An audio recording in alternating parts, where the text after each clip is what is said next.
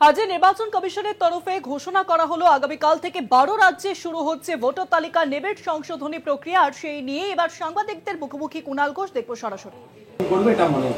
আমরাও পরিষ্কারভাবে মনে করি যে এই নির্বাচন কমিশন একটি অরাজনৈতিক নিরপেক্ষ ভূমিকা পালন করা উচিত। ফলে এখানে ত্রুটিমুক্ত ভোটার তালিকা, সেটা সবার আগে তৃণমূল কংগ্রেস চেয়েছে। ত্রুটিমুক্ত ভোটার তালিকা সবার আগে তৃণমূল কংগ্রেস চেয়েছে। তার কারণ মহারাষ্ট্র, দিল্লি এসব জায়গায় দেখা গেছে অন্য রাজ্যের ভোটারদের কপি পেস্ট করা হয়েছে ভোটার তালিকায়। তো সেটা বাংলায় আমরা হতে দেব না, সেগুলো তুলে তুলে প্রতিবাদ করা হয়েছে। তো আমরাই তো চাই স্বচ্ছ, নিরপেক্ষ, জেনুইন ভোটার তালিকা। সেই দায়িত্বটা যেন নির্বাচন কমিশনও পালন করেন।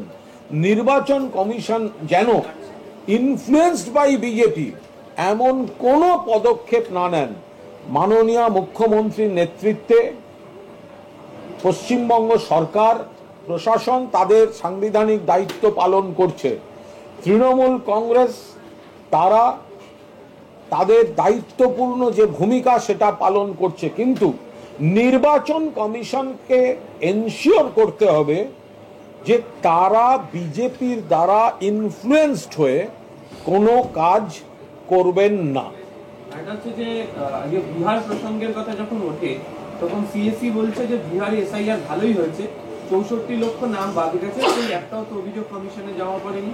আমরা তো কিছুদিন আগে চোখের ওপর দেখেছি, আমরা কোনো বক্তব্য কারোর সম্মানজনক পদে আছেন অস্বীকার করতে চাই না, যে মৃত বলে বাদ দিয়ে দেওয়া হয়েছিল 5 জন ভোটার শটান গিয়ে হাজির হয়েছেন, এ তো আমরা চোখের ওপর দেখেছি। তো সুতরাং ভুল ত্রুটিগুলোকে ধামাচাপা দিয়ে সেটা এক ধরনের প্রচারে আনা, এটা কোনটা ঠিক? তাহলে যে 5 জন গিয়ে হাজির হলেন, তাহলে ভুলগুলো সংশোধন করছেন তারা। ভুল হয়নি এ কথা বলবেন না, তাহলে ভুলগুলো সংশোধন করছে। ভুল হয়েছে না জেনে করেছে, বাদ তো গেছিল। 5-6 জন তো চোখের উপর দেখা গেল, মৃত বলে বাদ দিয়ে দেওয়া হয়েছে বিহারে, তারা গিয়ে হাজির হয়েছে, এই যে আমরা বেঁচে আছি। তো সুতরাং নির্ভুল শব্দটা বলছেন কি করে? আসামকে আজকে দেখা গেল এই তালিকার মধ্যে রাখা হয়নি, যদিও আসামে আগামী বছর ভোট, সেখানে যেহেতু নাগরিকত্বের জন্য আলাদা নিয়মের প্রসঙ্গের কথা তারা উল্লেখ করছেন। দেখুন, এটা পরিষ্কার বোঝা যাচ্ছে যে একটা নির্দিষ্ট প্যাটার্ন সামনে রেখে, ক্যামোফ্লেজিং সামনে রেখে, মূলত কোন কোন লক্ষ্যে এগুলো করা হয়েছে সেটা সবাই বুঝতেই পারছেন।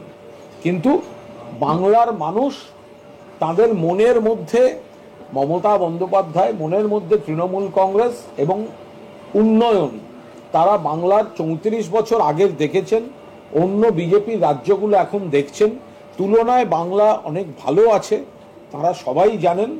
ফলে বিজেপির এই ধরনের যে চেষ্টা, শেষ পর্যন্ত ভোটার লিস্ট সেখানে কোনো রকম প্রভাব খাটিয়ে কিন্তু এইসব চক্রান্ত সফল হবে না। এই যে লাখ আর কোটির হিসাব দিচ্ছে, অমুক বাদ যাবে আমরা জিতবো, এগুলো সমস্ত হচ্ছে লোক দেখানো নাটক। আমি আবার বলছি, রাজবংশী বা মতুয়া সম্প্রদায় অসম থেকে চিঠি পাচ্ছেন এনআরসির, খেয়াল রাখবেন।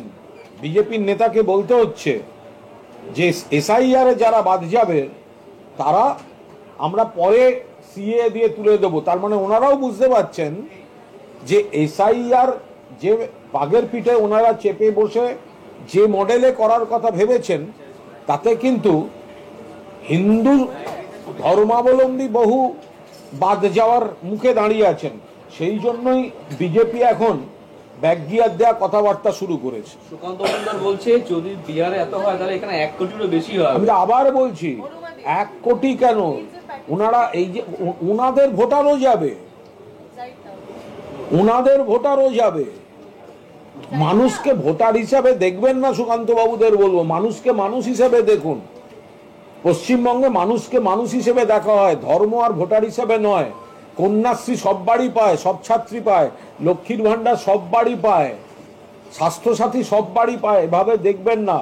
এই যে 1 কোটি এইসব গল্প আপনারা দিচ্ছেন না, ভোটের রেজাল্টটা বেরোলে দেখবেন কাদের পায়ের তলা থেকে মাটি সরে গিয়েছে। পাশাপাশি হচ্ছে যে 1 মাসের মধ্যে বাড়ি বাড়ি গিয়ে বলা হচ্ছে যে ভেরিফিকেশন, বড্ড কি তাড়াতাড়ি আদৌ সম্ভব? আমি বলছি যেটা ওনারা যেটা বলেছেন, যে ক্যালেন্ডারটা দিয়েছেন, এটা আমাদের নেতৃত্ব খতিয়ে দেখে এটা তো এইভাবে সবে বলেছেন, এক্ষুনি একটা রাজনৈতিক দল এইভাবে মতামত জানানো সম্ভব না। আমাদের নেতৃত্ব খতিয়ে দেখছেন, আমরা নিশ্চিতভাবে তার মতামত জানাবো। এটুকু আমরা বলতে পারি, তৃণমূল কংগ্রেসের কর্মীরা সারা বাংলায় বুথে সবসময় সক্রিয় থাকেন, ফলে আমাদের বুথ কর্মীরা আমাদের সম্পদ। আমাদের বুথ কর্মীরা জানেন তাদের দায়িত্ব কি। তারা বুথ স্তরেও চোখ কান খোলা রেখে দল যা যা দায়িত্ব দিয়েছিল, এর আগে আপনাদের নিশ্চয়ই মনে থাকবে মমতা বন্দ্যোপাধ্যায়ের নির্দেশে অভিষেক বন্দ্যোপাধ্যায় এবং আমাদের দলের রাজ্য সভাপতি সুব্রত বক্সী একটা বৈঠক করেছিলেন। তাতে অভিষেক বন্দ্যোপাধ্যায় নির্দিষ্ট কিছু নির্দেশ দিয়েছিলেন আমাদের বুথ স্তরের কর্মীদের এবং সমস্ত দলের ইয়েতে। ফলে তৃণমূল কংগ্রেস সাংগঠনিকভাবে কতটা প্রস্তুত, বিজেপি ভোটের রেজাল্টটা বেরোলে হাড়ে হাড়ে বুঝতে পারবে। একটা জিনিস নির্বাচন কমিশন বুঝিয়ে দিল যে বিএলওদের নিরাপত্তা এবং নির্বিঘ্নে গোটা প্রক্রিয়া মানে এটা করবার দায়টা এবং দায়িত্বটা রাজ্য সরকার। আর এটা স্বাভাবিক ব্যাপার, আমাদের বক্তব্য তো তাই, যে রাজ্য সরকারের দায়িত্ব পালন করছেন, পুলিশ প্রশাসনের দায়িত্ব পালন করছেন, নির্বাচন কমিশন তাদের নিরপেক্ষ ভূমিকাটা পালন করুন। তারা যদি বিজেপির প্রভাবে কোনোভাবে প্রভাবিত হয়ে কোনো জেনুইন নাগরিককে বাদ দিতে যান বা কোনো একটা এলাকায় সমস্যামূলক দৃষ্টিভঙ্গিতে কাজ করেন, সেক্ষেত্রে প্রতিবাদ হবে, আইনি প্রতিবাদ হবে। কিন্তু তার আগে নির্বাচন কমিশনের তারা নিরপেক্ষভাবে চলুন। বর্ধমান উত্তরে তৃণমূল বিধায়ক বলছেন যে এই এসআইআর আগুনের মধ্যে দেখতে পাওয়া গেছে যে 151টা বিএলও, একাধিক ডিএম, একাধিক এডি এবং এসডিওর বদল করা হয়েছে। অনেকেই বলছেন যে কার্যত ভোটের যে প্রস্তুতির কাজ সেটা এর মধ্যে দিয়ে শুরু হয়ে যাচ্ছে, তাই এই ধরনের বদলি, এবং এসআইআর হলেই ভোটটা করা যেত না, তাই আগেভাগে বদলি করে নেওয়া হবে। আমি এটার এই প্রশ্নের কোনো উত্তর দেবো না, কারণ এটা পুরোটাই প্রশাসনিক বিষয়। আমি রাজনৈতিক দলের মুখপাত্র হিসেবে এর উপর দাঁড়িয়ে এখন কোনো মন্তব্য করব না। বর্ধমান উত্তরে তৃণমূল বিধায়ক বলছেন যে প্রকৃত ভোটার বাদ গেলে আগুন জ্বালিয়ে দেওয়া হবে। আমরা আবার বলছি, প্রকৃত ভোটার বাদ গেলে নিশ্চিতভাবে আইনি সাংবিধানিক পদ্ধতিতে তীব্র গণ আন্দোলন হবে। এবং আমরা মানুষকে অনুরোধ করছি, যদি দেখেন কোথাও আপনাকে কেউ বাদ দিচ্ছে, আপনাকে হয়রান করছে, আপনাকে প্ররোচিত করছে, এমন কোনোভাবে রিয়্যাক্ট করবেন না যাতে বিজেপির অপপ্রচার করার হাতিয়ার তৈরি হয়। পুরোটাই মমতা বন্দ্যোপাধ্যায়, অভিষেক বন্দ্যোপাধ্যায় দল পাশে আছে। আপনি যদি জেনুইন ভোটার হন, কারোর ক্ষমতা নেই আপনাকে বাদ দেবে। যদি চরম চক্রান্ত করেও বাদ দিতে চায়, আমরা আইনি লড়াই করিয়ে আপনার নাগরিকত্বের অধিকার আপনার হাতেই থাকবে, প্রতিষ্ঠিত থাকবে। ফলে যেটাই হবে, আমরা সাংবিধানিক পদ্ধতিতে নিশ্চিত গণ আন্দোলন হবে, ঘেরাও হবে, মিটিং মিছিল হবে, সবই হবে। কিন্তু আমরা কোনো হিংসাত্মক আন্দোলন কোনো অবস্থাতে তৃণমূল কংগ্রেস অনুমোদন করবে না।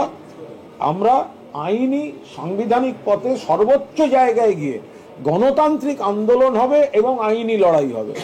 গণতান্ত্রিক আন্দোলন এবং আইনি লড়াইয়ের মধ্যে দিয়ে যদি কারুর জেনুইন নাগরিক তাকে বাদ দেওয়ার চেষ্টা হয় বা তাকে হয়রান করার চেষ্টা হয়, তার প্রতিবাদ হবে। কিন্তু কোনো হিংসাত্মক আন্দোলনকে তৃণমূল কংগ্রেস সমর্থন করবে না।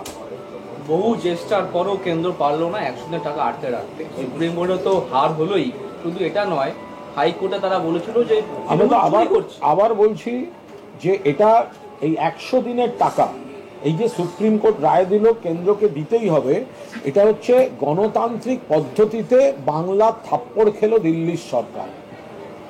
গণতান্ত্রিক পদ্ধতিতে বাংলা থাপ্পড় খেলো কেন্দ্রের বিজেপি সরকার। 100 দিনের টাকা, এটা অধিকার।